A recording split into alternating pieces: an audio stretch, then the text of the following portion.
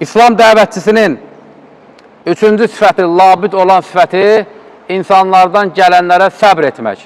İnsanları İslama dəvət etdikdə mütləq ki, sənlə düşmənçilik edəcəklər, sənə pislik edəcəklər. Həm müşriklər, həm münafiqlər, həm müsəlmanlar. Labüddür ki, hər üçündən də əziyyət görəsən və bu Allah Təbaraka və Teala'nın sünnətidir. İslam dəvətçisində labüd olan üçüncü sifət budur.